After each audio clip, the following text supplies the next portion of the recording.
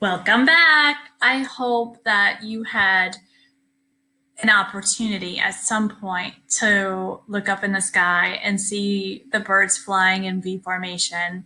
It really reminds me of when I was growing up in Connecticut and the Canadian geese would fly south for the winter. And it was always at the time when my sister was playing soccer and I was just hanging out waiting for the game to be over. But it was a really magical thing to see the geese flying, heading south for the winter, and knowing that I wouldn't see them for a little while, and watching them start to form their V formations up in Connecticut and wonder where they would end in their southern journey.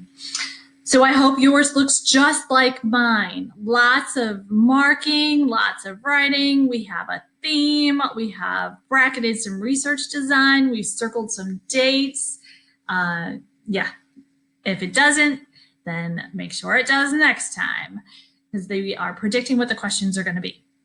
Again, I keep saying this over and over, but I really want to hammer this home.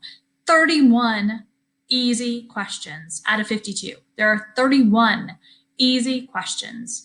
They're either theme, or they're on the tables or graphs, or they're the most nearly means. That's a lot of easy questions that you are going to get right. And so let's get into this one and see if we can predict what some of the questions are. So what I came up with for theme, I want to show you a couple things, because now I'm going to get it closer here. I want to really show you.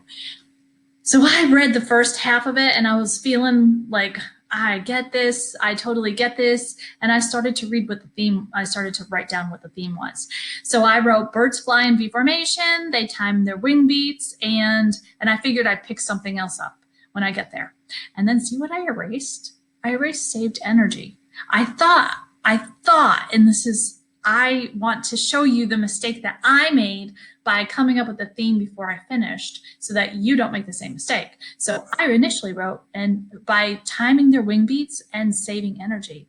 And then I got over here and I was like, this isn't about the short-winged birds. This is all about long-winged birds. So I got to, add that on. So I added that up there. So my theme so far came to long-winged birds fly in V formation, time their wing beats, and save energy. And then I read this right here and I thought, you know what? Shame on you, Erin. I, jumped in. I thought I had the theme. I wrote it down too soon. It says right there, they didn't even calculate the energy savings. So I had to go in and erase this and get rid of that about energy. Kept reading, realized that that's just a silly mistake that I shouldn't have made. So my theme now, that I piecemealed it all together, and I feel really good about it now after finishing reading, is long-winged birds fly in V formation, time their wing beats, and catch the preceding bird's downdraft. Only long-winged birds do this. The whole thing was about this. I feel good about this theme. Let's see how we did. Question number 22. Right out of the gate, the main purpose of the passage. One of my little friends, Caitlin, and I were working earlier this week, and she said, do they always give us the theme question as the first one after the reading? Like, is it always that first one? And historically, it hasn't always been. On these practice tests that we're going through, it's happening more often, but I can't say that it's always going to be like that. However, when it does happen like this, it's really nice because I can knock the theme out and then I'm just, matching the rest of the answers to the theme. So I love it when it does happen, but we can't always think that it does. The main purpose of the passage is all I'm doing is matching what I wrote up here to whatever they put down here. Did I write that they describe how squadrons of planes can save fuel? Absolutely not. Did I write that they discuss the effects of downdrafts on birds and airplanes? No, I didn't write anything about airplanes. No. Did I write they explain research conducted to study why some birds fly in a V formation? That's pretty much word for word what I write. Birds fly in V formation. So I'm keeping that one. Or did they illustrate how birds sense air currents through their feathers? Nope. Are you seeing now? Easy question is theme. That was an easy question. Number 23. The author includes the quotation, air gets pretty unpredictable behind a flapping wing, to, let's have a look and see if we can narrow down any before we go back. So let's just see. Air gets pretty unpredictable behind a flapping wing. Are they explaining the current created by bird differs from that of an airplane? I do remember them talking about that. They tried to make that connection. I don't think that they were, actually, I'll show you. That's where I wrote that. Like there were two things that didn't equal. One is the bird's wing flapping to that of an airplane, and also the larger winged birds and the smaller winged birds, those weren't equal as well. So there were two unequal signs on my reading. So explain the current created by bird differs from that on an airplane. I think that's what I just said. So I actually like that one. Stress the amount of control exerted by birds flying in V formation. The amount of control, I don't know, maybe they did talk a tiny bit about the amount of air that comes off. So I'll keep it. Indicate the wind movement is continuously changing. Again, B and C are pretty similar, so I'll keep it. Emphasize the flapping of a bird's wings is powerful. All right, now we know what we're going back for. 17 through 18, one line. I'm okay going back for one line. 17 to 18, and we're looking, air gets pretty unpredictable. Air gets pretty unpredictable behind a flapping wing, says James Edward, a locomotive biomechanist at the Royal Veterinary Clinic at the University of London, where the research took place. All right, what are they talking about? Let's look at the sentence before. It's a long one. Squadrons of planes can save fuel by flying in V formation, and many scientists suspect the migrating birds do the same. Models that treated flapping birds like fixed-wing airplanes estimate that they save money by drafting off each other, but currents created by airplanes are far more stable than oscillating eddies coming off a bird. They're not equal. So air gets pretty unpredictable, saying the predictability coming off a flapping wing is not equal to that of an airplane. So explain the current created by a bird differs from that of an airplane, and that's the answer. It's word for word. What can reasonably be inferred about the reasons Usherwood used northern bald ibises as the subject of his study? I actually remember this. I'm pretty sure I just want to show you marking the text and the importance of that, because I indicated that part as a research design. So essentially what it's saying, took advantage of an existing project. It was already there. The scientists were using a plane to show how the birds, their ancestral migration route from Austria to Italy. So they use these little data loggers, specifically built by Usherwood and his lab, and the GPS to follow and look at their wing flaps, but it was an existing project.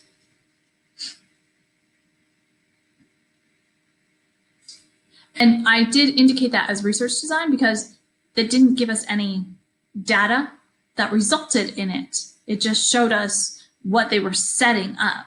So let's have a look. The irises were well acquainted with their migration route. Actually, they were juvenile and they were not acquainted at all. Usherwood knew the irises were familiar with carrying data loggers. He talked to them and they said, oh, we've done this before. The ibises have a body design that is similar to that of a modern airplane. No, not at all. The ibises were easily accessible for Usherwood and his team to track and observe. They were already going anyway. Which choice provides the best evidence for the previous question? They were easily accessible. Let's see if we can get rid of any. We should be able to. Question 23 came from 17 to 18. So we actually should be able to get rid of this. And we should be able to get rid of this. Okay, so ibises were easily accessible. So we're going to start the study to Europe. The study, published in Nature, took advantage of an existing project to reintroduce endangered northern bald irises to Europe. Says it word for word. We're done. Move on. What is the most likely reason the author indicates the 30 centimeter measurement in line 30? Let's just see if we can narrow it down before we go back. What are we looking for? At least if we have to go back, we know what we're looking for. Is it A, to demonstrate the accuracy with which the data loggers collected the data? Seems 30 centimeters. To present recorded data about how far an ibis flies between successive wing flaps, 30 centimeters. To provide the wingspan length of a juvenile ibis. To show how far behind the microlight plane each ibis flew. Really close. So we're going to line 30 and we're saying, what's the most reasonable reason why? He told us the device GPS determined each bird's flight position to within, and an accelerometer showed the timing of the wing flaps. So what's he doing? Is he saying we took some pretty accurate data? Because if that's the case, it's A, all day long, and I like it. Or B, to present recorded data about how far an ibis flies between successive wing flaps? That's not what it said. It said the device's GPS determined each bird's flight position to within their position, the bird's flight position, and an accelerometer showed the timing of the wing flaps. Position and wing flaps does not equal how far they fly. To provide the wingspan length of a juvenile ibis, no, position or wing flap, not wingspan. To show how far behind the microlight plate, again, that would be scary close. So no, A is the answer.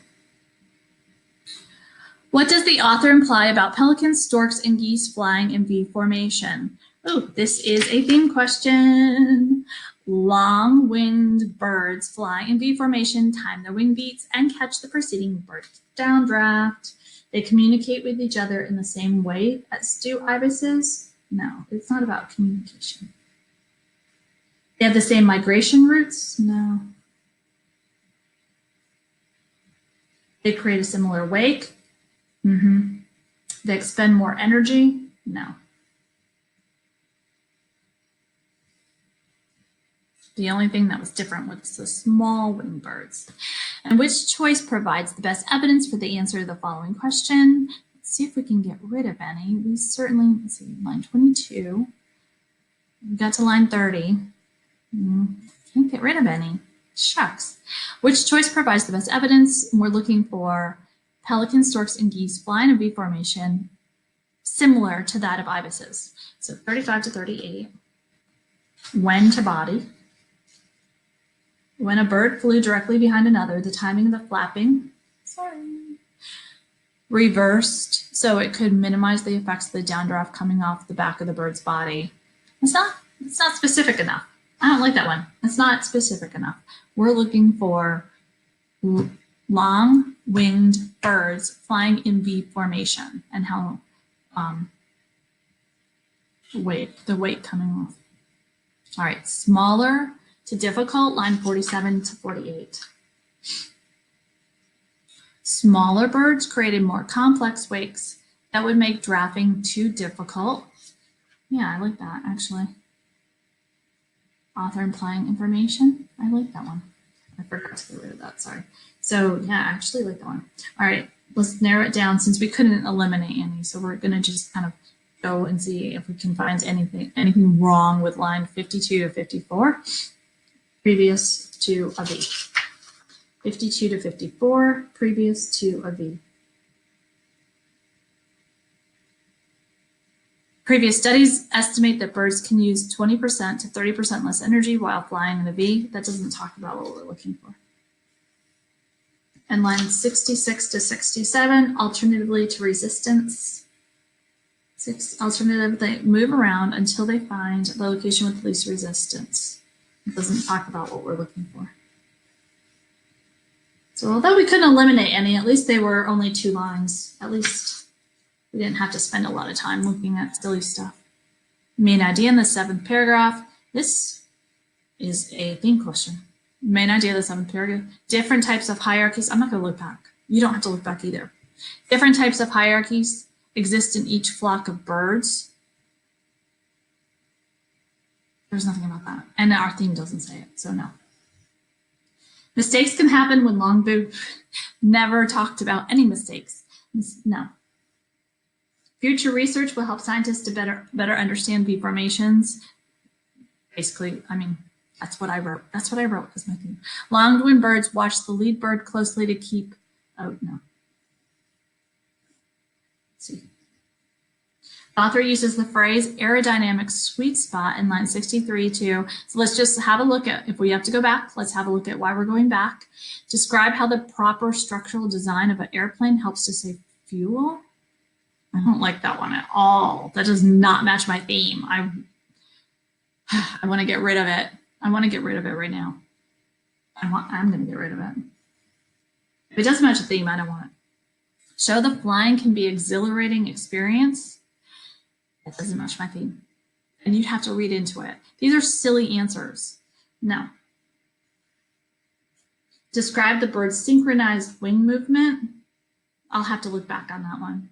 Or suggest that a certain position with a V formation has the least amount of wind resistance. Now that we've narrowed it down, let's see, line 63. What's the aerodynamic sweet spot? Scientists do not know how birds find the aerodynamic sweet spot. They expect that the animals align themselves either by sight or by sensing air currents through their feathers. How synchronized wind movement or a certain position in V formation has the least amount of wind resistance. Between the two, D is the best answer. That's basically saying it just in a different way. Okay, let's look at that one really quickly. It's saying it word for word. It's just saying it in a little bit different way. And SAT is really great at this. And some people will say, yeah, but if it's saying it word for word, just, using different words, they're synonyms. It's exactly what we do here. It's a synonym sentence. So the certain position of V formation has the